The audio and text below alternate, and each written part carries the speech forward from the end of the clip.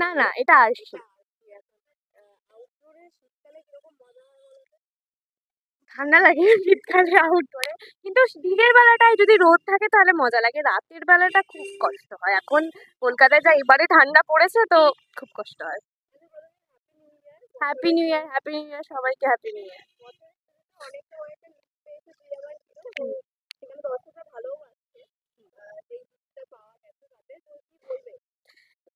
লিপের যে প্রোমোটা এসেছিল তাতে 5 মিলিয়ন ভিউজ হয়েছিল, এটার জন্য আমি ভীষণই হ্যাপি।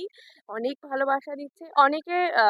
এই আমাদের লিপটা ঠিকভাবে মেনে নিতে পারেনি, খুব স্বাভাবিক, সেটা 9 মাসের একটা প্র্যাকটিস যে আরশিকে দেখছে, সাকরিকে দেখছে, হঠাৎ করে চেঞ্জ হয়ে যাওয়া, এটা একটু সবার ক্ষেত্রেই একটু স্বাভাবিক যে মেনে নিতে না পারা। বাট আশা করি আস্তে আস্তে সবাই এটা নিয়ে হ্যাবিচুয়েট হয়ে যাবে। আমারও প্রথমে প্রবলেম হয়েছিল, তারপর আমিও আস্তে আস্তে হ্যাবিচুয়েটেড হয়ে গেছি। তো আশা করা যায় আস্তে আস্তে সবটাই ভালো হবে, মানুষ পছন্দও করছে, আরো পছন্দ করবে। আর এখন আরশির কামব্যাকটা তো খুবই পছন্দ করছে, প্রোমোতে প্রত্যেকটা পজিটিভ কমেন্ট এসেছে, তার জন্য থ্যাংক ইউ সো মাচ।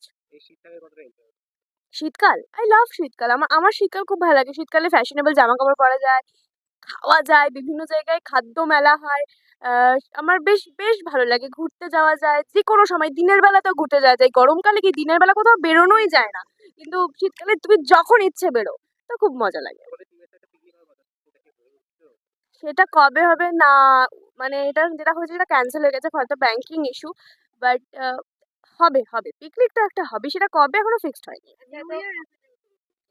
আমি নিউ ইয়ারে কোনো রেজলিউশন নিই না, কারণ রেজলিউশন নিলে আমি সেটা ফুলফিল করতে পারবো না। আর ডায়েটের রেজলিউশন আমি কোনোদিনই নিইনি, বিকজ আমি খেতে খুব ভালোবাসি। খুব ডিপ খুব ডিপ্রেসিং হয়ে যাবে ওটা আমার জন্য, তাই নিইনি কোনো রেজলিউশন।